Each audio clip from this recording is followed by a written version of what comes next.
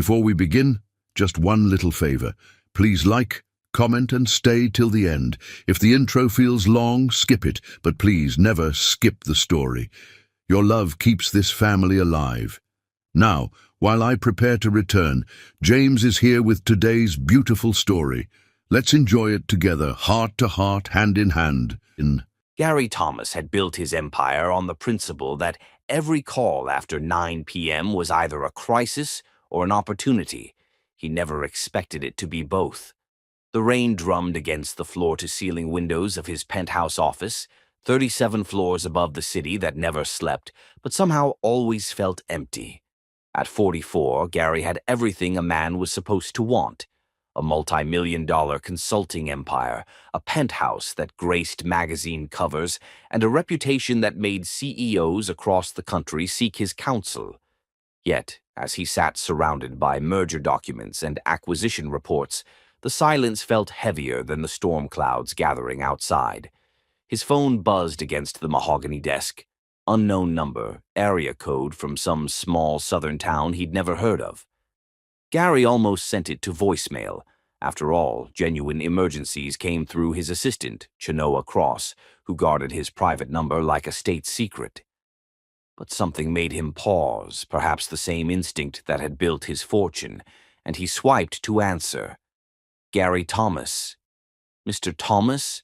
The voice was young, male, trembling with barely controlled desperation. You don't know me, but my mother is dying. Only your blood can save her. Gary's hand tightened around the phone. In his world of corporate negotiations and strategic acquisitions, people often spoke in life-or-death terms about deals and market shares. But something in this boy's voice cut through every defense Gary had built around his heart. I'm sorry, I think you have the wrong number. Please don't hang up. The words rushed out in a torrent of fear and hope. My name is Kane Tulin.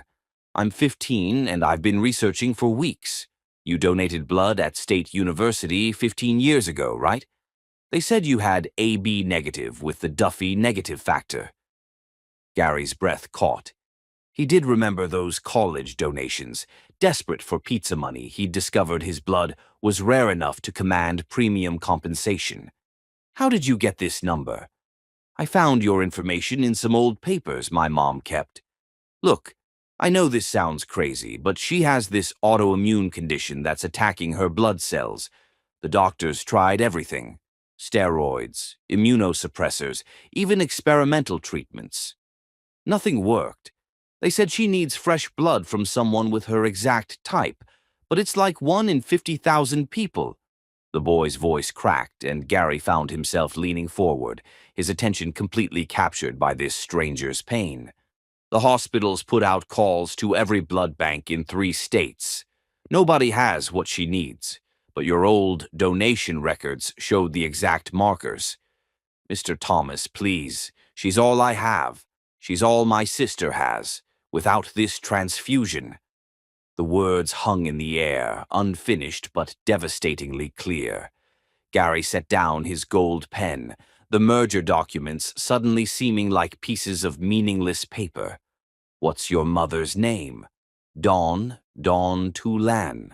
The world stopped spinning. Gary's hand moved to his chest where his heart had just forgotten how to beat properly. Dawn.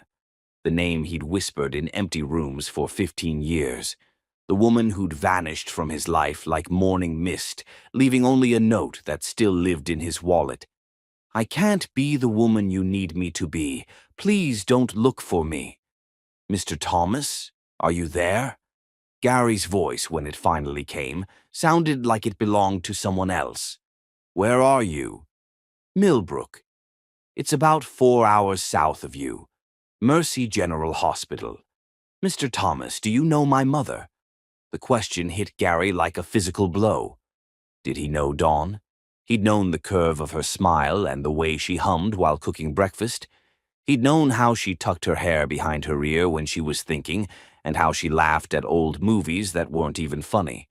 He'd known the feel of her hand in his, and the sound of her breathing when she slept, curled against his chest.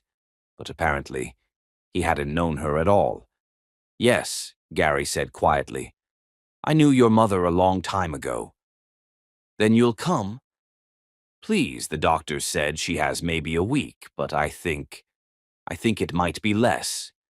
She's been asking for someone to take care of us if something happens to her. She doesn't know I'm calling you. Gary was already moving, his expensive Italian shoes clicking against marble floors as he paced to the window. The city sprawled below him, millions of lights representing millions of lives, but none of them mattered anymore. Somewhere 4 hours south, the only woman he'd ever truly loved was dying. I'll be there tomorrow. Tomorrow, hope exploded in the boy's voice. Really? You'll really come? I'm leaving tonight. Mr. Thomas, thank you. Thank you so much. I wasn't sure I didn't know if you'd even remember her. Remember her. Gary closed his eyes and saw Dawn's face as clearly as if she were standing beside him. Rich, brown skin glowing in morning sunlight, eyes that held depths he'd spent months trying to fathom, lips that curved into smiles meant just for him. He'd searched for her for 2 years after she left, hired the best investigators money could buy, followed every lead until they all ended in empty rooms and disconnected phone numbers. I remember her, Gary said, his voice thick with 15 years of unanswered questions. Kane, I need you to text me the hospital information. I'll be there as soon as I can. I will. And Mr. Thomas, thank you for not hanging up. The line went dead, leaving Gary standing in his empty office with a phone in his hand and his entire world shifting beneath his feet. Through the window, the storm was intensifying, lightning illuminating the sky in brief, brilliant flashes that reminded him of the last night he'd spent with Dawn. She'd been afraid of thunder, and he'd held her close while she whispered her dreams about their future together. Gary moved with the efficiency that had built his empire, but now every action served a different master. He called Chenoa, waking her despite the late hour. Sir, is everything all right? Cancel everything. All meetings, the Morrison acquisition, the board presentation on Friday. Everything. Sir, the Morrison deal closes Friday. If we don't, handle it yourself or postpone it. I don't care about the Morrison deal. The silence on the other end spoke volumes. In 15 years, Gary had never canceled a major deal.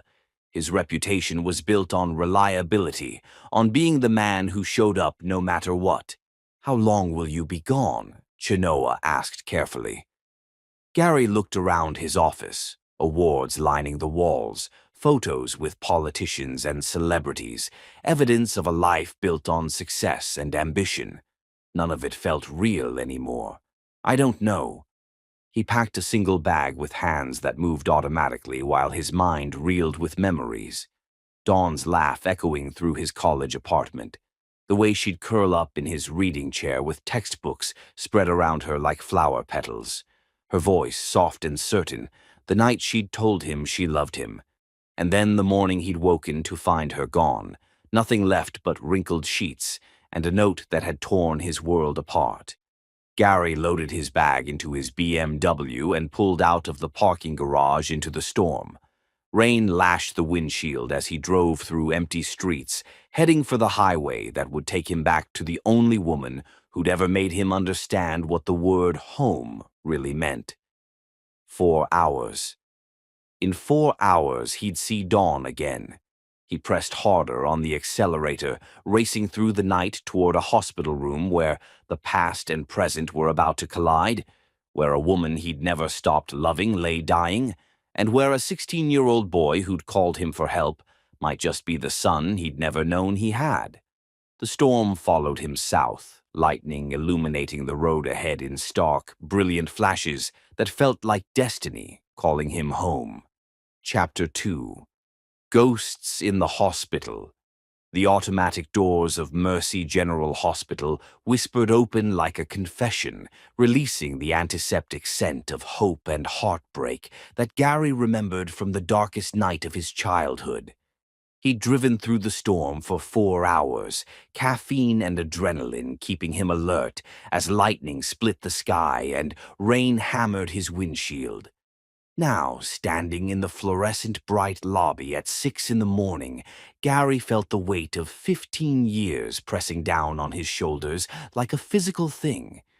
Somewhere in this building, Dawn was fighting for her life, and he was about to see the woman who'd haunted his dreams and shaped every relationship that had failed since she'd left.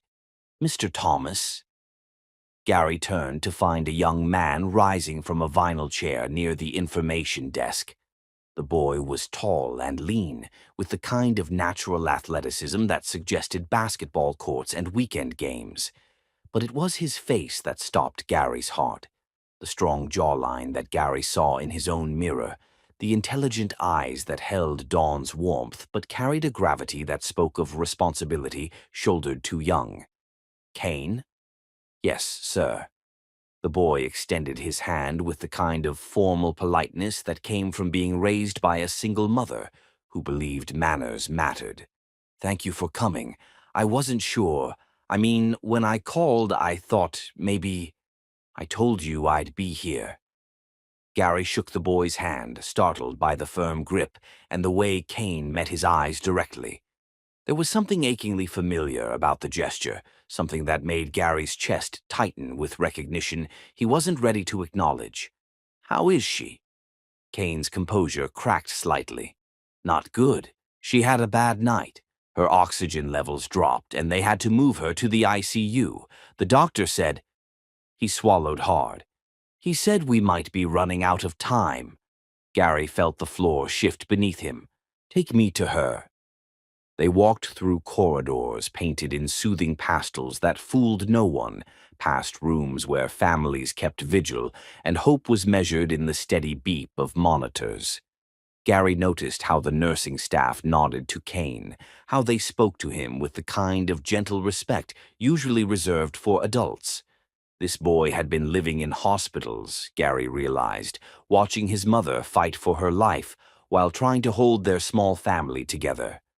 Mr. Thomas, Kane said as they waited for the elevator, can I ask you something?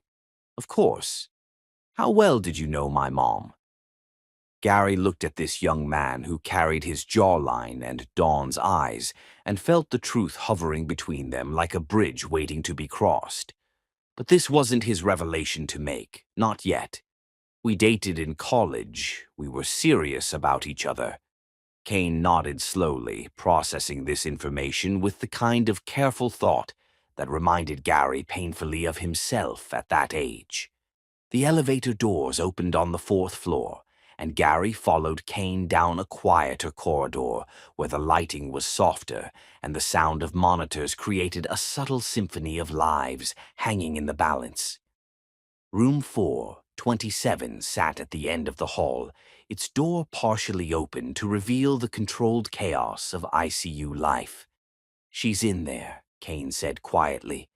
But Mr. Thomas, she doesn't know I called you. And she might not. She might not be happy to see you.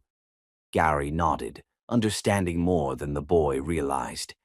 Dawn had left him once without explanation.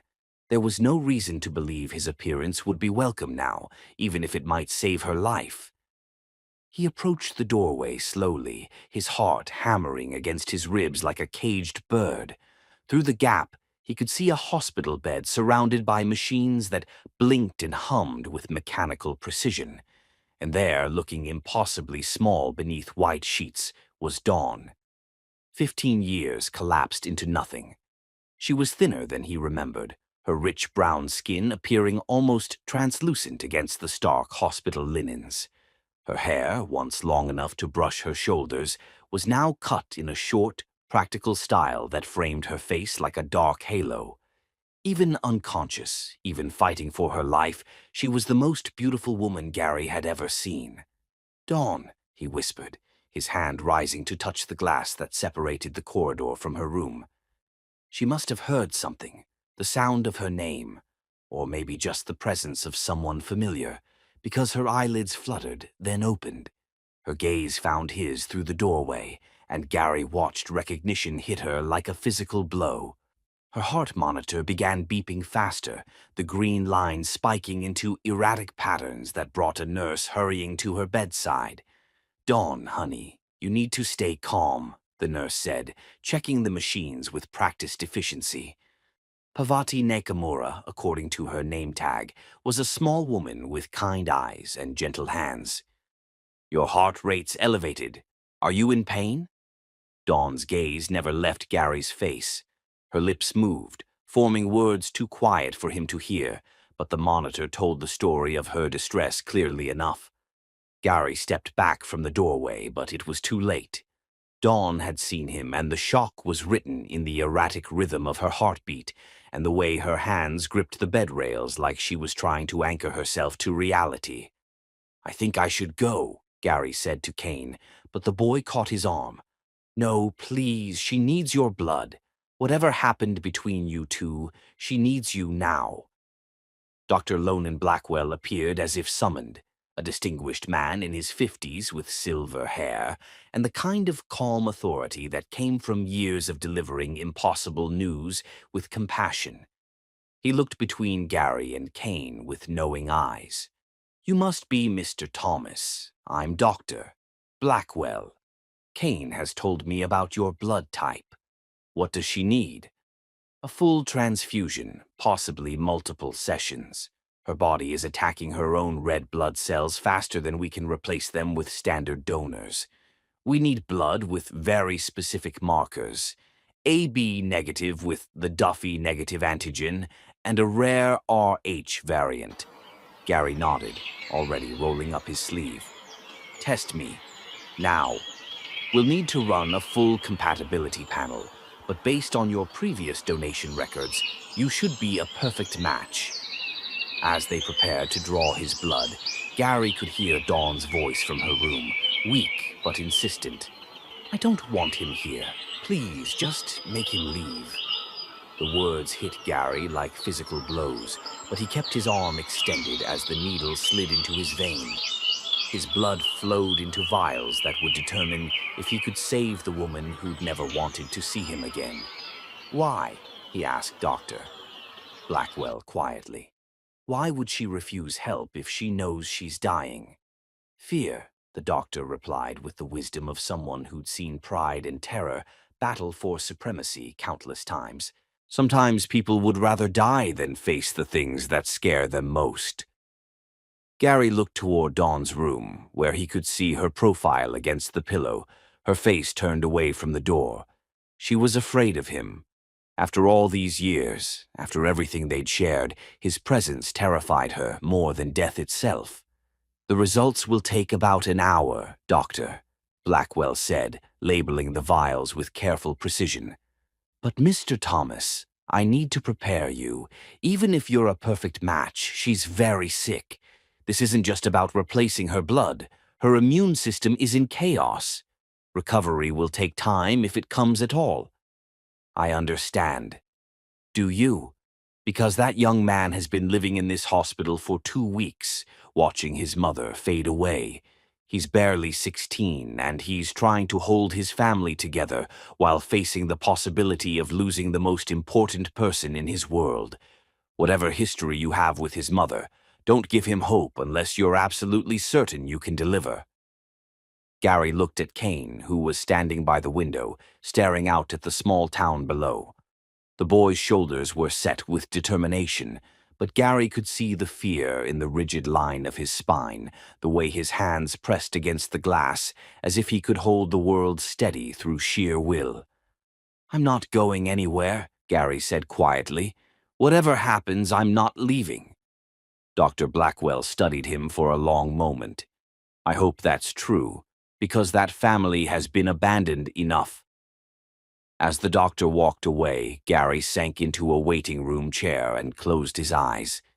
Through the wall, he could hear the soft beep of Dawn's monitors, the mechanical rhythm that was keeping track of her heartbeat, her breathing, her chances. He'd come here to save her, but sitting in this hospital corridor with antiseptic air filling his lungs and her rejection still echoing in his ears, Gary realized that saving Dawn might require more than just his blood. It might require facing the truth about why she'd left him, what he'd failed to understand 15 years ago, and whether the man he'd become was worthy of the second chance he desperately wanted, but might never deserve. Chapter 3. What We Left Behind. The hospital cafeteria coffee tasted like regret and sleepless nights, but Gary held the styrofoam cup like it was an anchor keeping him tethered to a world that had shifted beneath his feet. 2 hours had passed since his blood was drawn, 2 hours of sitting in vinyl chairs that squeaked with every movement while listening to the distant hum of machines keeping Dawn alive. The test results weren't back yet, but Gary already knew what they would show. His blood would be a perfect match, just as it had been 15 years ago when their bodies had fit together like pieces of the same puzzle. The irony wasn't lost on him that his blood might save the woman who'd broken his heart. "Mr. Thomas?" Gary looked up to find a woman approaching his table, her presence commanding attention even in the sterile environment of the hospital cafeteria. She was tall and elegant, with the kind of natural grace that spoke of inner strength rather than studied poise. Her dark skin held a warmth that reminded him painfully of Dawn, and her eyes held the shrewd intelligence of someone who'd spent years reading people's deepest truths. "I'm Ayanna Beaumont," she said, settling into the chair across from him without waiting for an invitation. "Dawn's best friend since we were 14 years old." Gary straightened, recognizing the protective steel beneath her polite introduction. "You know who I am." "Oh, I know exactly who you are, Gary Thomas. I'm the one who held Dawn while she cried for 3 months after you disappeared from her life. I'm the one who drove her to the clinic when she found out she was pregnant and was too scared to go alone. I'm the one who helped her pack up her entire life and move to a new town where nobody would ask questions about the baby's father." Each word hit Gary like a physical blow. Pregnant. Dawn had been pregnant when she left him. "I didn't disappear," Gary said quietly, his voice hoarse with shock. "She left me. I woke up one morning and she was gone, just a note saying she couldn't be the woman I needed." Ayanna studied him with the kind of penetrating gaze that came from years of working with people in crisis. As a social worker, she'd learned to see through carefully constructed facades to the pain beneath. "Did you ever wonder why she left? Every day for 15 years. But did you ever really think about it? About what might have scared her enough to run from the man she was planning to marry?" Gary's hands tightened around his coffee cup. "We talked about marriage. We made plans. I was going to propose after graduation once my business got established. We discussed waiting a few years to have children, making sure we were financially stable first." "Ah." Ayanna leaned back in her chair, and Gary saw understanding flicker in her eyes. "There it is. There what is? The moment you lost her without even realizing it." Gary felt like he was trying to solve a puzzle with half the pieces missing. "I don't understand." "She was already pregnant, Gary. When you were making your careful plans about waiting a few years for children, she was carrying your baby and terrified to tell you because you'd made it clear that a child would disrupt your timeline." The words hit Gary like a freight train. He set down his coffee cup with shaking hands, his mind racing back to those final weeks with Dawn. Had there been signs? Moments when she'd seemed distant, worried, like she was carrying a secret too heavy to share. "She thought I wouldn't want the baby. She thought you'd see it as a mistake, an inconvenience, something that would derail your carefully planned future." Gary buried his face in his hands, 15 years of confusion suddenly crystallizing into devastating clarity. Dawn hadn't left because she didn't love him. She'd left because she loved him too much to trap him with a responsibility he'd explicitly said he wasn't ready for. "I would have wanted our child," he said quietly. "I would have wanted any child that was part of her." "Would you? Really?" Ayana's voice was gentle but uncompromising. Because the Gary Thomas she described to me was ambitious, driven, completely focused on building his empire, a man who had his life planned out in 5-year increments and didn't appreciate surprises. Gary wanted to deny it, but the words stuck in his throat because they were true. At 29, he'd been laser-focused on success, on building the kind of business that would set him apart from his middle-class upbringing. He'd loved Dawn completely, but he'd also loved his plans, his timeline, his vision of their perfectly orchestrated future. "What happened to her?" Gary asked. "After she left, what happened?" Ayana's expression softened slightly. She was brave. Braver than you probably ever imagined. She enrolled in nursing school while pregnant, worked 2 jobs to pay for it, lived in a tiny apartment above a bakery where the owner let her pay rent by working early morning shifts. Gary closed his eyes, imagining Dawn heavy with his child, kneading bread dough before dawn to make ends meet. She had Kane alone. No family in town, no support system except for the midwife who delivered him and a neighbor who watched him while Dawn studied. She graduated nursing school with a 3-month-old baby and the highest GPA in her class. And she never told him about me. What was she supposed to say?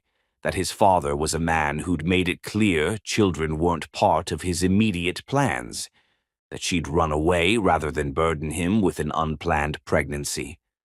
Gary felt sick, not from the hospital coffee, but from the weight of understanding how thoroughly he'd failed the woman he'd loved most. His carefully planned life, his strategic approach to their relationship, all of it had created an environment where Dawn felt she couldn't trust him with the most important news of their lives. She raised him alone. Not completely alone. She met a good man when Kane was 5, Marcus. He wanted to adopt Kane, give him his name, be the father Kane had never had. Dawn almost said yes. Gary's heart clenched. What stopped her? Kane did. He was old enough to have opinions by then, and he told Dawn he didn't want a new name. He said maybe his real father would come looking for him someday, and he wanted to be easy to find. The image of a 5-year-old boy clinging to hope for a father who didn't even know he existed broke something inside Gary's chest. Marcus left after that. Said he couldn't build a life with a woman whose child was waiting for another man. Dawn hasn't dated seriously since. Because of me. Because I ruined her chances at happiness. Because she chose her son over her own loneliness. Because she decided that some kinds of love are worth protecting, even when they cost you everything else. Gary stared across the cafeteria, watching families navigate crisis together, and realized he'd been living a half-life for 15 years, while Dawn had been building something real and meaningful without him. Does Kane know? About you being his father? He figured it out last year. Dawn kept some papers from college, transcripts, old photos. Kane's smart, and he looks just like you. It wasn't hard to connect the dots. And Dawn? Does she know that he knows? She suspects, but they've never talked about it directly. Dawn spent 16 years protecting him from the father who might reject him. She's not about to force that conversation now. Dr. Blackwell appeared at their table, holding a manila folder that contained Gary's test results and Dawn's future. "Mr. Thomas, your blood work is back. You're a perfect match. Better than perfect, actually. Your blood has antibodies that could help Dawn's immune system reset itself." Gary stood immediately. "When can we do the transfusion?" "That's the problem. Dawn is refusing treatment if it involves your blood. She's asking us to keep looking for other donors." "There are no other donors," Ayana said quietly. "Not with his specific markers. I've explained that to her, but she's competent to make her own medical decisions, and she's refusing." Gary felt the world tilting again. Dawn would rather die than accept his help. "Can I see her?" Dr. Blackwell hesitated. She specifically asked that you not be allowed in her room. Please, 5 minutes. Let me talk to her. Gary, Ayana said gently, she's scared. More scared than you can possibly imagine. Seeing you again brings back 15 years of pain she's worked very hard to move past. Then help me understand what I need to do. Help me understand what she needs from me. Ayana studied his face for a long moment, searching for something. Whatever she found there must have satisfied her, because she nodded slowly. She needs to know that you're not here to disrupt her life or take her son away from her. She needs to know that you understand the choice she made and why she made it. And most of all, she needs to know that you're not going to disappear again the moment things get complicated. Gary looked toward the elevator that would take him to Dawn's floor, to the woman who was dying rather than accept his help, to the son he'd never known existed. I'm not going anywhere, he said quietly. Whatever it takes, however long it takes, I'm not leaving. Then prove it, Ayana said. But Gary, don't expect her to believe you right away. She's spent 16 years building a life that doesn't depend on you. You're going to have to earn your place in it. Chapter 4. Blood and Truth. The call came at midnight, pulling Gary from the restless half-sleep that had become his companion since arriving in Millbrook 3 days ago. Mr. Thomas, it's Kane. Can you meet me somewhere? I need to talk to you about something important. Gary sat up in the narrow bed of his hotel room, immediately alert. Is your mother all right? She's stable. But there's something I need to tell you. Something about why she really left you. 20 minutes later, Gary found himself sitting across from Kane in Rosie's Diner, a small 24-hour restaurant that seemed to exist in a time capsule from the 1950s.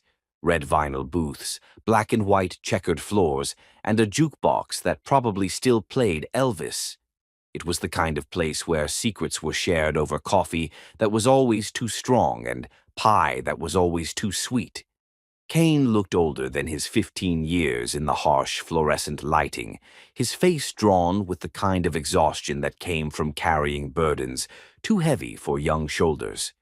He clutched a worn manila envelope like it contained either salvation or destruction.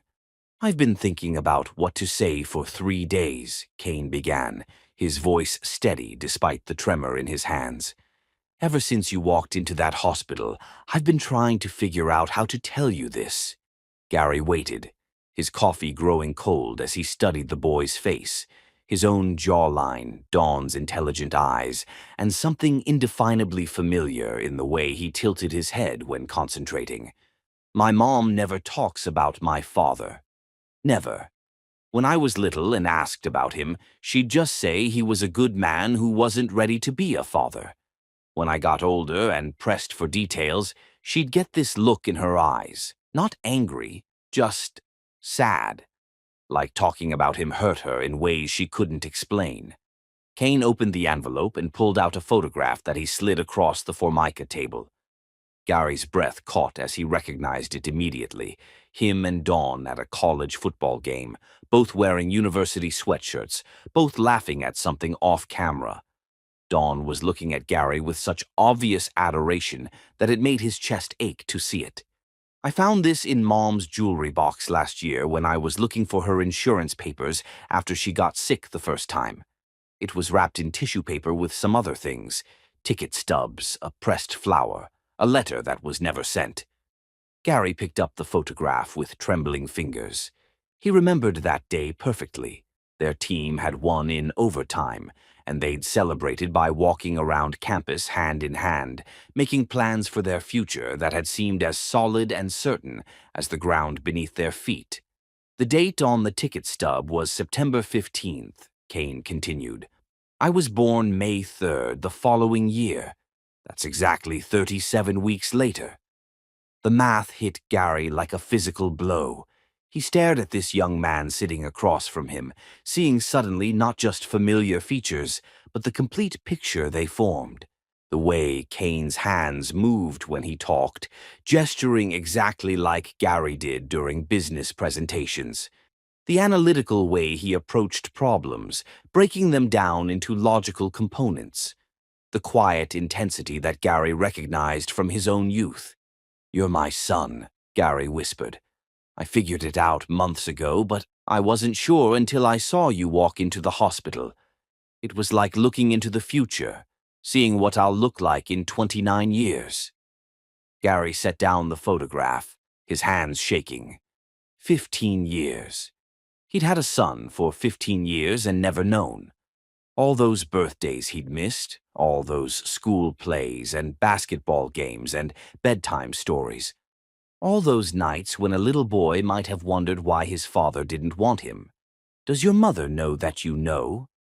"I think she suspects. Sometimes I catch her watching me, like she's afraid I'm going to ask questions she's not ready to answer." Kane's voice cracked slightly. "Mr. Thomas, Gary, I need to ask you something, and I need you to be honest with me." "Anything. If you had known about me, would you have wanted me?" The question hung in the air between them like a bridge that could either connect them or collapse under the weight of truth.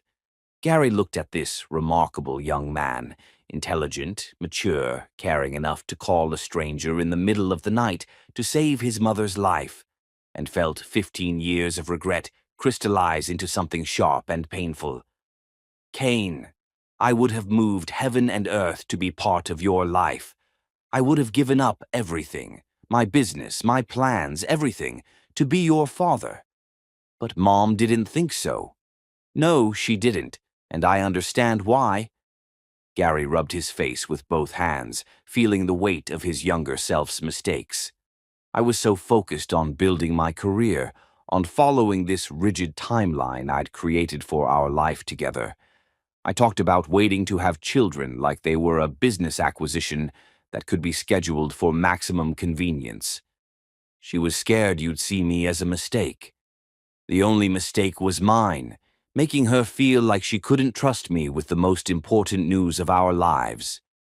Kane reached into the envelope again and pulled out a letter, yellowed with age and worn soft from handling. "This was with the photograph. It's addressed to you, but she never sent it." Gary's name was written on the envelope in Dawn's careful handwriting, the ink faded but still legible. His heart hammered against his ribs as he looked at Kane. "Should I read it?" "I think you need to. I think we both need to understand what she was thinking when she left." With trembling fingers, Gary opened the envelope and unfolded 2 pages of notebook paper covered in Dawn's distinctive script. The letter was dated 3 days after she'd disappeared from his life. "My dearest Gary, I'm writing this letter that I'll never send, trying to find words for a conversation I'm too afraid to have. By the time you read this, if you ever read this, I'll be gone, and you'll probably hate me for leaving without explanation. I'm pregnant, 8 weeks pregnant with your baby, and I've known for 2 weeks. 2 weeks of trying to find the courage to tell you, 2 weeks of rehearsing conversations that always end with you looking at me like I've ruined everything we've planned. I know what you're thinking, that I should have told you, that you deserve to know, that we could have figured it out together. And maybe in a perfect world, that's what would have happened. But Gary, I heard you last week when you talked about the Petersons' baby keeping them up all night. I saw your face when your sister announced her pregnancy, and you said you couldn't imagine dealing with that kind of chaos right now. I know you love me. I've never doubted that. But I also know that your love comes with conditions and timelines and 5-year plans. This baby doesn't fit into your schedule, and I can't bear the thought of watching you try to make room for something you're not ready for. I would rather raise our child alone, knowing they were wanted completely, than raise them with a father who sees them as a beautiful mistake that derailed his carefully planned life. I know this makes me a coward. I know I'm making this decision for both of us without giving you a choice. But I also know that some kinds of love require sacrifice, and sometimes the greatest sacrifice is walking away. I love you enough to let you have the life you planned, and I love our baby enough to make sure they never feel like they were anything less than a miracle. Please don't look for me. Please don't make this harder than it already is. All my love, always. Dawn. I'm naming him Cain if it's a boy, because it means acquired or obtained. He will be the most precious thing I've ever obtained, and I want him to know that from the day he's born. Gary's vision blurred as he finished reading. Across the table, Cain sat quietly, watching Gary's face as he processed the weight of Dawn's words and the magnitude of what they'd all lost. She was protecting both of us, Gary said finally, his voice hoarse with emotion. She thought she was saving me from a responsibility I didn't want, and saving you from a father who would resent your existence. Were you ready to be a father at 29? Gary considered the question seriously, remembering the man he'd been. Ambitious, driven, completely focused on external markers of success. Honestly, probably not. But I would have learned. I would have grown up fast because I had to, because you and your mother deserved better than the boy I was. And now I'd give anything for the chance to be your father, to make up for 16 years of missed bedtime stories and soccer games and helping with homework, to be the man you and your mother needed me to be all along. Cain smiled for the first time since Gary had met him, and the resemblance was so strong it took Gary's breath away. There's something else you should know, Cain said. Mom's been asking the nurses about you. Not directly, but Pavati told me she asked if you were still in town, if you'd gone back to your life in the city. What did you tell her? That you checked out of the hotel? Gary's heart sank. You told her I left? No, I told her you checked out of the hotel. I didn't mention that you rented the house on Maple Street, the one that's 2 blocks from our house and has a clear view of the hospital. Gary stared at this remarkable young man who'd inherited his mother's wisdom along with his father's strategic thinking. You want her to think I'm committed to staying, not just visiting. I want her to stop being afraid that you're going to disappear again the moment she needs you most. As they left the diner, walking out into the quiet streets of Millbrook under a canopy of stars that seemed impossibly bright after years of city living, Gary realized that he wasn't just getting to know his son, he was getting to know the man his son had already become. And for the first time since arriving in this small town, Gary began to believe that maybe, just maybe, it wasn't too late to become the father he should have been all along. Chapter 5. The Vigil. The house on Maple Street had probably been charming once, back when families with names like Henderson and McCarthy had filled its rooms with laughter and the smell of Sunday dinners. Now it stood as a testament to practical needs rather than dreams, clean but impersonal, furnished with the kind of generic pieces that came with short-term rentals. Gary stood in the living room looking out the front window at the clear view of Mercy General Hospital 2 blocks away, and realized he was setting up the first real home he'd had since Dawn left him 15 years ago. His penthouse had been beautiful, expensive, perfectly appointed, but it had never been home. Home was wherever Dawn was, and for 15 years that had meant nowhere at all. Gary's phone buzzed with another call from Akacheta Whitmore, his business partner. But he let it go to voicemail like he had the previous 7 calls that day. He could imagine the conversation, concerned questions about the Morrison deal, urgent requests for decisions on the Henderson acquisition, increasingly frantic updates about clients who were demanding Gary's personal attention. None of it mattered. Not anymore. Instead of returning business calls, Gary found himself at Mercy General at 6 a.m. with 2 cups of coffee from the bakery Dawn used to work at 16 years ago. He'd learned that Pavati Nakamura, the night shift nurse, had a daughter in middle school who was struggling with math homework, so he'd brought along some workbooks that might help. "You don't have to do this," Pavati said as she accepted the coffee, but Gary could see the gratitude in her tired eyes. "My pleasure. How is she doing?" "Dawn. Stable. Her blood count is still low, but she's not getting worse. Dr. Blackwell thinks if we could do the transfusion." "She's still refusing?" "Every time we bring it up. Yesterday she asked me to make sure you knew she was grateful you came, but that she wanted you to go back to your life." Gary settled into his now familiar chair in the family waiting area. "Did you tell her I'm not leaving?" "I told her that some people are worth waiting for, even when they don't want to be waited for."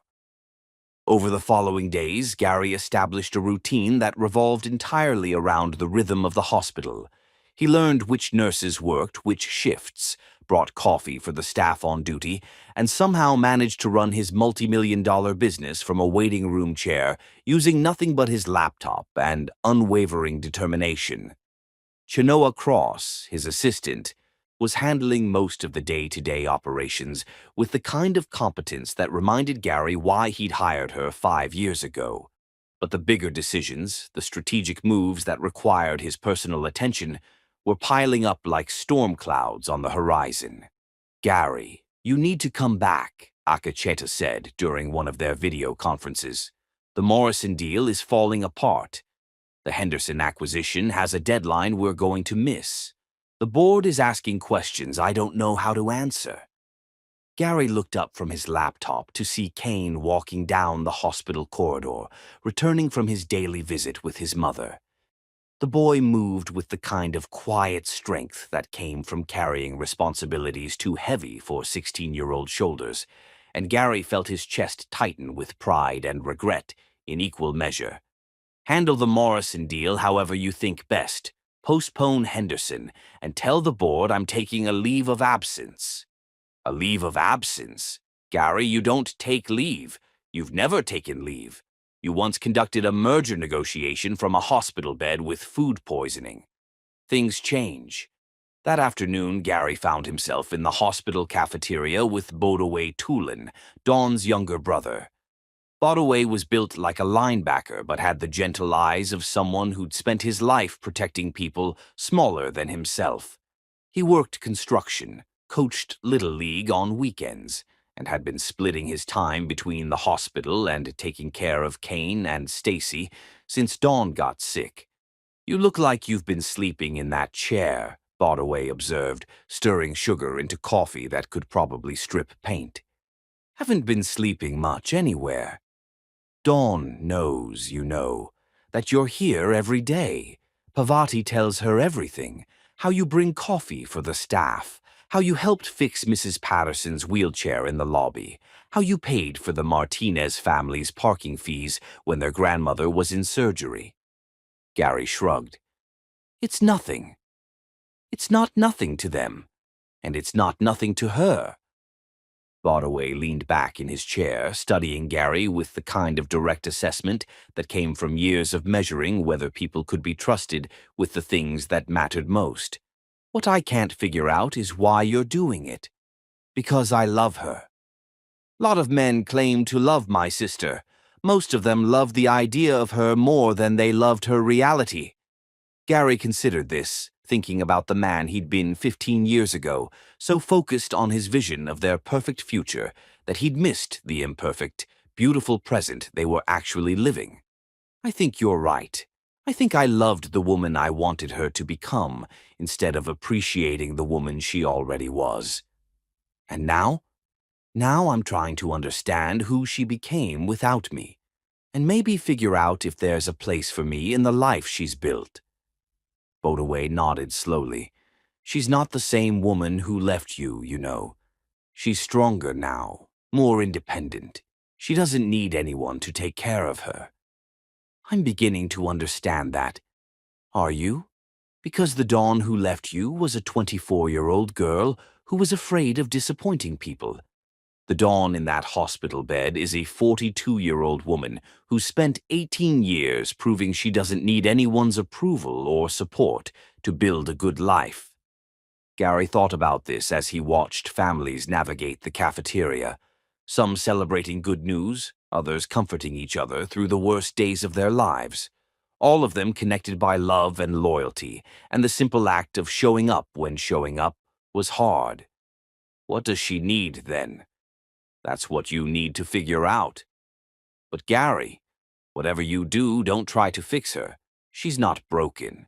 She's just scared that letting you back into her life means going backwards instead of forwards. That evening, Gary encountered Stacy in the hospital lobby.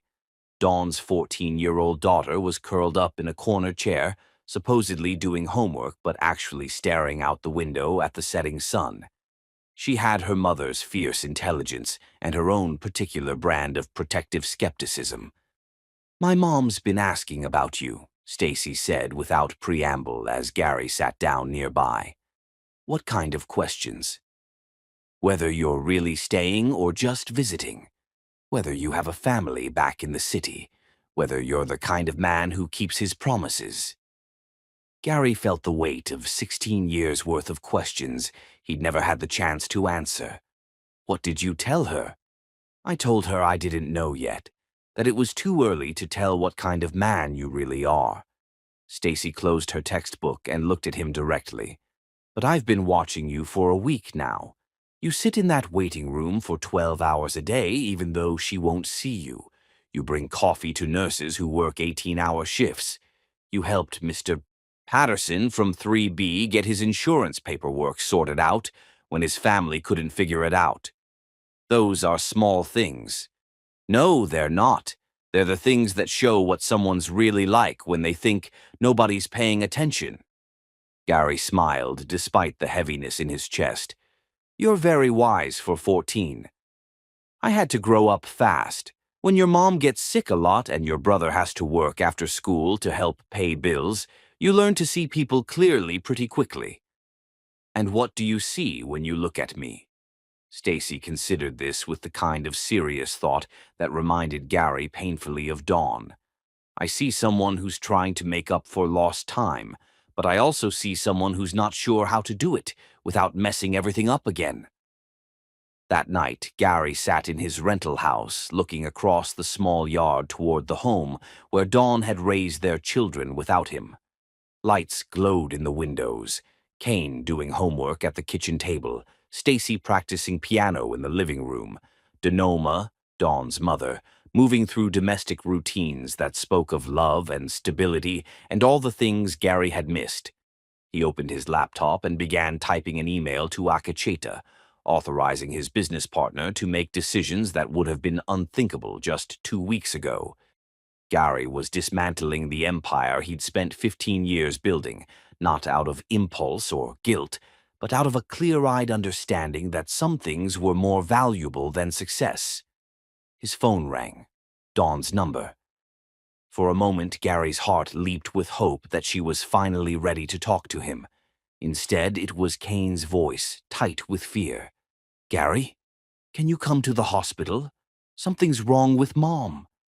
Gary was out the door before Kane finished speaking, running through the quiet streets of Millbrook toward the hospital where the woman he'd never stopped loving was fighting for her life, and where his son was waiting for the father he'd called in the darkness. Chapter 6. The First Proposal. Dawn was awake when Gary burst through the doors of the ICU, her dark eyes alert and focused in a way they hadn't been since he'd arrived in Millbrook 2 weeks ago. The crisis had passed. Dr. Blackwell explained that Dawn's body had finally responded to the medications, her immune system backing down from its destructive assault on her blood cells. Her numbers were stabilizing, her color was returning, and for the first time since Gary had seen her in that hospital bed, she looked like she might actually survive. "The transfusion isn't urgent anymore," Dr. Blackwell told Gary quietly as they stood outside Dawn's room. "Her body seems to be healing itself. It's not common, but it happens sometimes. The immune system just stops attacking. Gary felt a mixture of relief and loss. Relief that Dawn was going to live, but loss because his blood was no longer necessary for her survival. The one thing he could offer her, the one way he could save her life, was no longer needed. "Can I see her?" Dr. Blackwell hesitated. "She's asked for you. But Gary, she's been through a lot. Don't expect—" "I know." Gary pushed open the door to room 427 and stepped into the space that had become the center of his universe. Dawn was sitting up in bed, no longer connected to the frightening array of machines that had been keeping her alive. She looked fragile but alert, and when she saw him, her expression was unreadable. "Hello, Gary." Her voice was hoarse from the breathing tube that had been removed that morning, but it was still the voice that had haunted his dreams for 15 years. "Hello, Dawn." They stared at each other across the hospital room, 15 years of separation hanging between them like a canyon that might be impossible to cross. "Kane told me you've been here every day," Dawn said finally. "I told you I wasn't leaving." People say a lot of things in hospitals. The crisis makes everything seem more dramatic than it really is. Gary moved closer to her bed, noting how she tracked his movement with wary eyes. She was afraid of him, he realized. Not physically afraid, but afraid of what his presence might mean, what changes it might bring to the life she'd carefully constructed. "This isn't drama, Dawn. This is me trying to make up for the biggest mistake of my life." "Which mistake was that?" "Making you feel like you couldn't trust me with the truth about our son." Dawn's breath caught, and her hands tightened on the bed sheets. "Kane told you. He figured it out himself. Did you really think he wouldn't?" "He looks exactly like me, Dawn. He has my hands, my way of thinking through problems, even the way he tilts his head when he's concentrating." "I was going to tell you," Dawn said quietly. "When I was pregnant, I rehearsed the conversation 1,000 times, but every time I tried to imagine your reaction. You imagined I'd be angry, disappointed. I imagined you'd do the right thing. Marry me because you had to, not because you wanted to. Build a life with me out of obligation instead of love. And I couldn't bear the thought of our child growing up feeling like he was the reason his father had to give up his dreams." Gary sank into the chair beside her bed, the weight of understanding settling on his shoulders like a heavy coat. "So you gave up your dreams instead." "I found new dreams. Better dreams. Tell me about them." For the next hour, Dawn talked about the life she'd built, nursing school while pregnant, the tiny apartment above the bakery, the night shifts that allowed her to be home with Kane during the day. She told him about Stacy, the little girl she'd fostered when Kane was 8, and eventually adopted when it became clear Stacy's birth mother wasn't coming back. "She wasn't supposed to be permanent," Dawn said, her voice soft with love. "She was just going to stay with us until they found her a forever family." But Kane fell in love with her immediately. He taught her to ride a bike, helped her with her homework, protected her from the nightmares that came from whatever had happened in her previous placements. "And you fell in love with her, too." "How could I not?" She was this fierce little girl who'd been through so much, but still believed in fairy tales and happy endings. She made our family complete in a way I didn't even know we were incomplete. Gary listened to Dawn describe their life, school plays and basketball games, family dinners and bedtime stories, quiet Sunday mornings and chaotic Christmas mornings. It sounded like everything he'd never known he wanted, everything he'd been too focused on, success to recognize as success itself. "Dawn," Gary said when she'd finished talking, "I need to tell you something." She tensed as if preparing for another blow. "I've spent 15 years building a business empire. I have more money than I could spend in 3 lifetimes. I've got a penthouse in the city, a house in the Hamptons, more success than I ever dreamed of when we were in college. I'm happy for you. None of it means anything. None of it has ever meant anything because the only success that mattered was the one I lost when you walked out of my life." Dawn's eyes filled with tears, but she didn't speak. Gary reached into his jacket pocket and pulled out a small velvet box. Dawn's eyes widened as he opened it, revealing a ring that was nothing like the one he would have chosen 15 years ago. This wasn't about size or expense. It was a simple solitaire on a platinum band, elegant and timeless, and chosen specifically for the woman Dawn had become, rather than the girl she'd been. "Marry me, Dawn." The words hung in the air between them like a prayer and a plea. "Gary, I know I'm 15 years too late. I know I failed you when you needed me most. But I'm here now and I'm not going anywhere.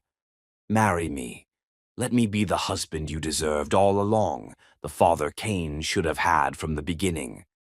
Gary slipped from his chair onto one knee beside her hospital bed, holding the ring box like an offering. "I'll move here permanently. I'll sell my business if I have to. I'll coach Kane's basketball team and help Stacy with her homework and take care of you the way you've been taking care of everyone else for the past 15 years.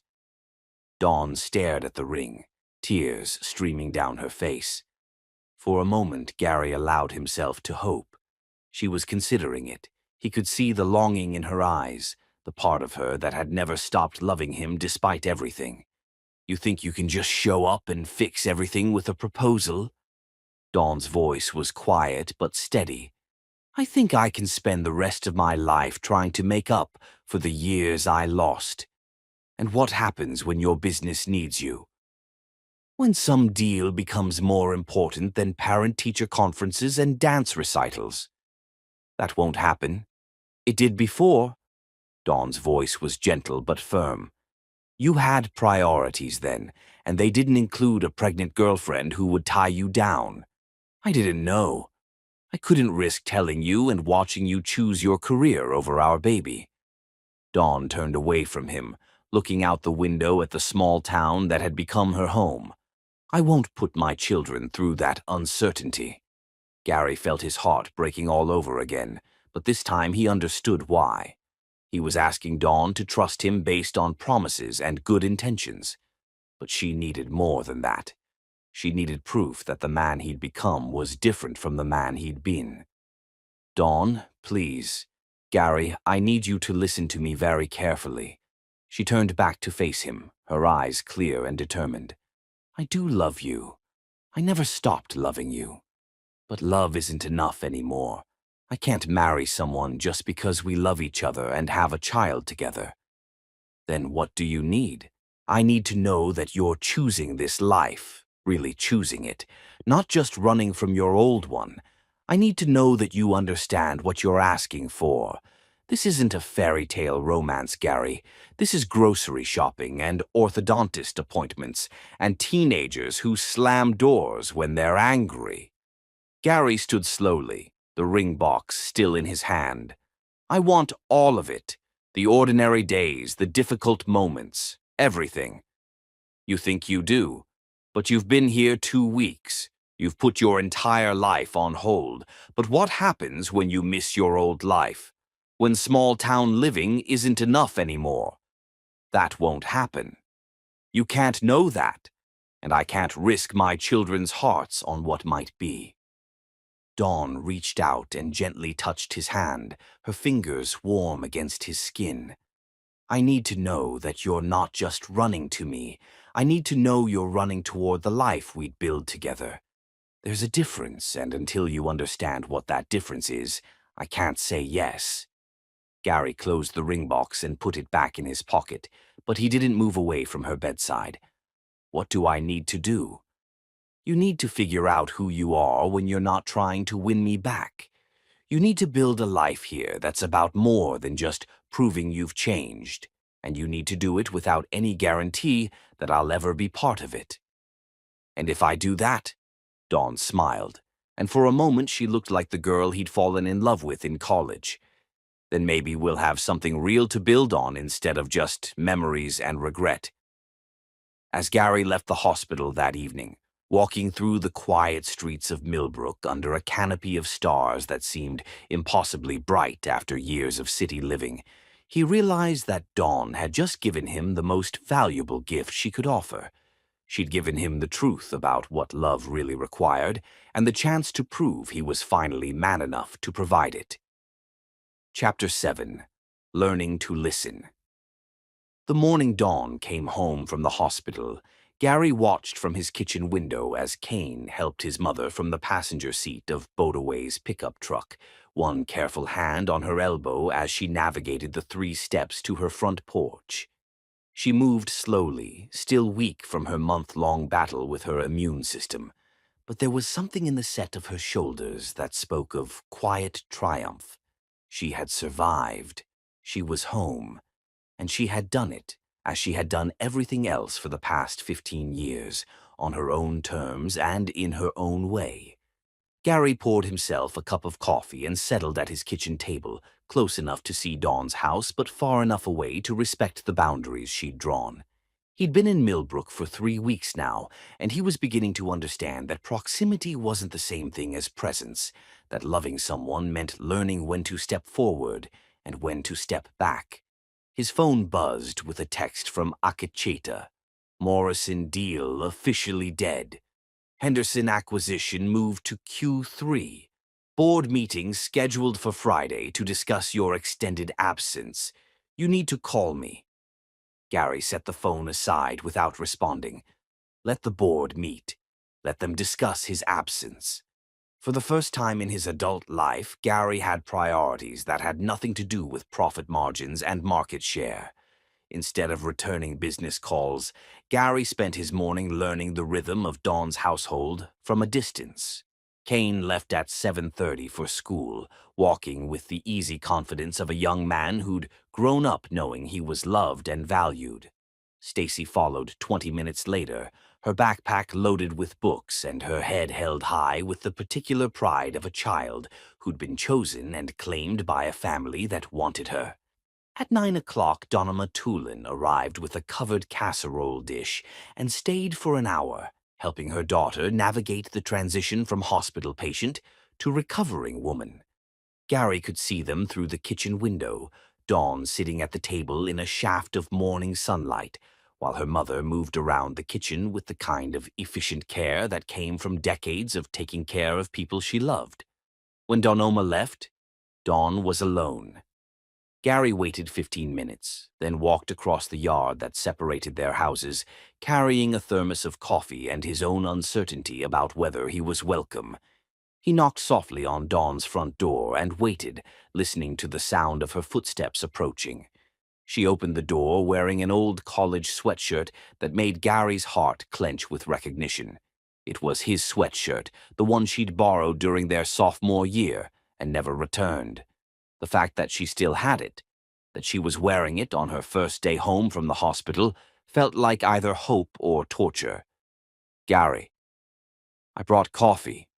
The good kind from the bakery where you used to work. Dawn hesitated for a moment, then stepped aside to let him in. Her house was everything Gary had imagined it would be, warm and lived in, filled with the kind of comfortable chaos that came from raising 2 children while working full-time.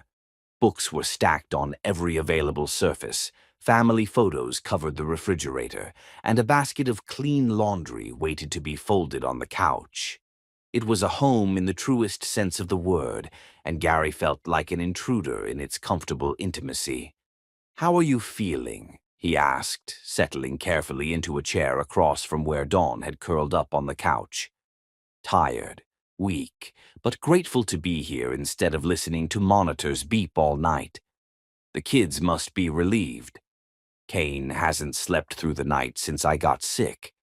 And Stacy's been doing everyone's laundry and cooking dinner without being asked. Dawn's voice was thick with the particular guilt that came from being the kind of mother who hated burdening her children with adult responsibilities. They've been taking care of me instead of the other way around. They love you. Taking care of people we love is what we do. Is that what you're doing?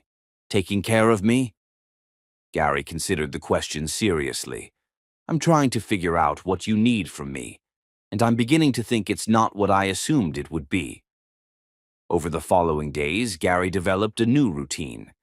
Instead of spending 12 hours a day in the hospital waiting room, he found other ways to be present in Dawn's world without overwhelming it. He learned that the mailbox at the end of her driveway had a loose post, so he spent a morning fixing it without being asked. When her ancient Honda started making concerning noises, he arranged for it to be serviced while she was at a doctor's appointment. Most importantly, he began building relationships with Kane and Stacy that existed independently of his desire to win back their mother. "You don't have to try so hard," Stacy told him one afternoon when he picked her up from school because Dawn was too tired to drive. "We already like you." "You do?" "Kane told me what you did with the insurance stuff when Mom was in the hospital, how you called them every day until they approved the treatment she needed. And Pavati said you paid for parking for the Martinez family during their grandmother's surgery." Gary had hoped those gestures would go unnoticed, acts of service rather than performance. The fact that Stacy had heard about them from other people rather than from him seemed to matter to her. "Your mom raised remarkable kids," Gary said as they pulled into the driveway. "She did. And you know what the best part is?" "What?" "She doesn't even realize how remarkable we are. She just thinks this is what normal families are like, supporting each other, showing up when things get difficult, choosing to love each other every day even when it's hard." That evening, Gary found himself sitting on his front porch as the sun set over Millbrook, watching the ordinary magic of a Tuesday evening in a small town. Children rode bicycles on sidewalks while their parents called them in for dinner. Elderly couples walked hand in hand past houses where families were settling into the comfortable rhythm of homework and television and the thousand small rituals that made up a life. Dawn appeared on her own front porch, wrapped in a shawl that made her look like something out of a painting. She settled into her porch swing and began reading, occasionally looking up to wave at neighbors walking past. "Beautiful evening," Gary called across the yard that separated them. "It is," Dawn replied, not setting down her book but not dismissing him either. They sat in comfortable silence as darkness settled over the neighborhood, each absorbed in their own thoughts, but somehow connected by the shared experience of being present in the same moment, in the same place. "Gary," Dawn said eventually, her voice carrying clearly through the quiet evening air. "Yes? Why are you really here?" It was the question Gary had been asking himself every day since arriving in Millbrook. Why had he dropped everything to drive through a storm to save a woman who didn't want to be saved? Why was he dismantling the empire he'd spent 15 years building? Why was he learning the names of nurses and fixing mailboxes and sitting on a small-town porch instead of negotiating deals in boardrooms? "Because for 15 years, I've been successful at everything except the thing that mattered most, which was building a life worth living instead of just a career worth bragging about." Dawn closed her book and looked at him directly. "And you think I'm the key to that life?" "I think you showed me what that life could look like, and I've been trying to find my way back to it ever since. Gary, I need you to understand something." Dawn's voice was gentle but firm. "I'm not the same woman who left you 15 years ago. I'm not waiting for someone to complete me or rescue me or make my life better. I've already built a good life, a complete life. I know that. Do you? Because sometimes when you look at me, I see the same expression you used to get when you talked about our future together, like, I'm a problem to be solved or a goal to be achieved." Gary felt the truth of her words hit him like a physical blow. Even now, even after everything he'd learned, part of him was still approaching their relationship like a business negotiation, strategizing ways to win her back instead of simply learning to love her as she was. "You're right," he said quietly. "I've been trying to convince you that I've changed instead of just changing." What would just changing look like? Gary considered the question as fireflies began blinking in the gathering darkness, tiny points of light that appeared and disappeared like thoughts taking shape. I think it would look like building a life here that has nothing to do with winning you back. Finding out who I am in this town, with these people, when I'm not performing or proving anything. And if that life doesn't include me, then it would still be a better life than the one I was living before I came here. Dawn smiled, and even in the darkness, Gary could see that it was the first, completely unguarded smile she'd given him since he'd arrived in Millbrook. That's the first thing you've said that doesn't sound like a business proposal. Maybe because it's the first time I've stopped thinking of you as something I need to acquire and started thinking of you as someone I want to know.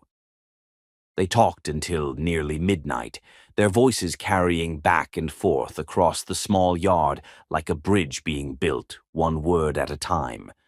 Dawn told him about her work at the hospital, the patients she'd cared for and lost, the families she'd comforted through their darkest hours.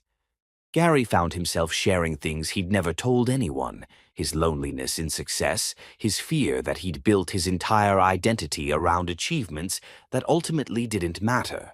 When Dawn finally went inside, Gary remained on his porch for another hour, listening to the quiet sounds of a town settling into sleep and feeling something he hadn't experienced in 15 years. The possibility that he might actually be exactly where he belonged. Chapter 8. The Second Proposal. The Millbrook Harvest Festival transformed the town square into something that belonged in a Norman Rockwell painting, complete with hay bales, pumpkin displays, and the kind of community spirit that Gary had read about but never experienced. He'd been in town for 6 weeks now, long enough to understand that events like this weren't just celebrations.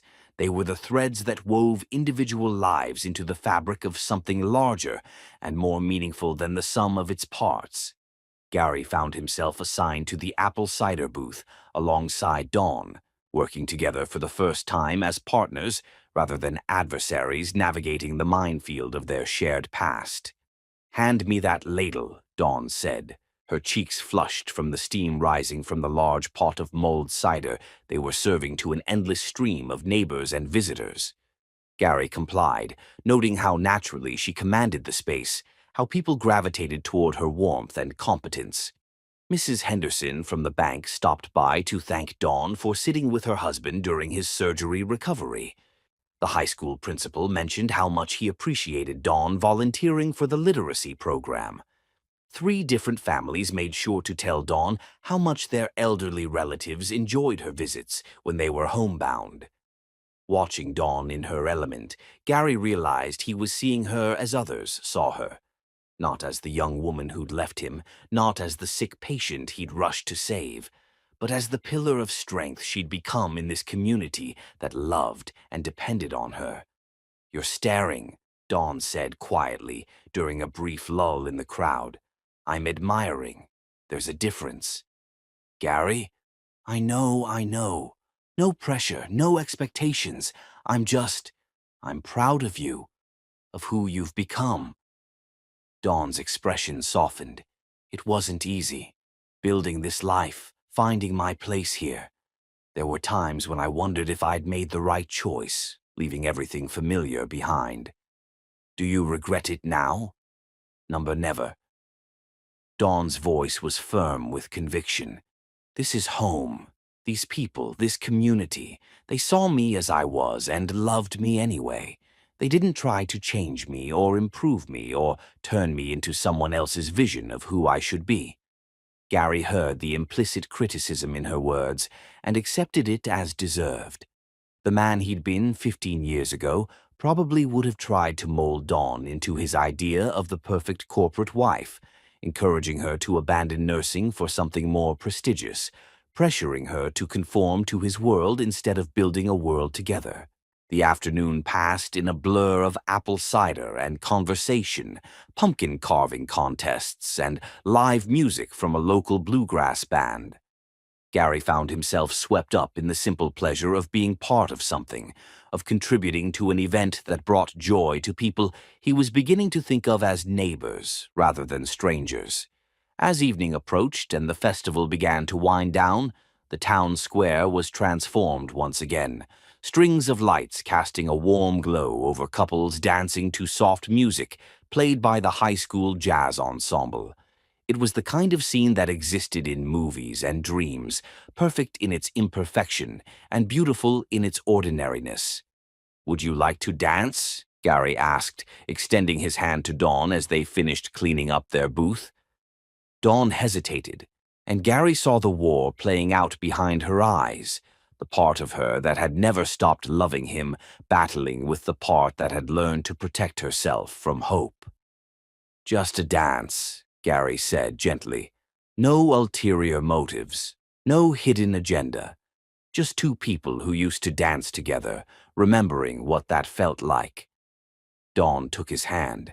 They moved on to the small dance floor that had been created in front of the gazebo, joining other couples swaying to music that seemed designed for moments exactly like this. Gary pulled Dawn close, not too close, respecting the boundaries she'd established while savoring the miracle of holding her again. She fit against him perfectly, just as she always had. Her head reached exactly to his shoulder, her hand rested naturally over his heart, and for a few minutes Gary allowed himself to forget about the years of separation and simply exist in the present moment with the woman he'd never stopped loving. "Do you remember the last time we danced?" Dawn asked, her voice soft against his chest. "Your graduation party. You were wearing that blue dress, the one with the tiny flowers." "I can't believe you remember that dress." "I remember everything about that night. How happy you were, how proud I was to be with you, how we talked about all the places we'd go together, all the things we'd do. We were so young." "We were. But some things don't change, Dawn. Some feelings don't fade just because time passes." Dawn pulled back slightly to look at him, her eyes bright with unshed tears. Around them, other couples continued to dance, lost in their own private worlds of love and connection. "Gary, I need to tell you something." "What?" "These past 6 weeks, watching you here, seeing how you fit into our community, it's been harder than I expected." Gary's heart clenched. "Harder how?" "Harder to remember why I need to keep my walls up. Harder to convince myself that trusting you again would be a mistake." The music swelled around them, and Gary felt something shift in the space between them. Not resolution, but possibility. The kind of fragile hope that could either bloom into something beautiful or shatter at the slightest wrong move. "Dawn, let me finish." She took a deep breath, steadying herself.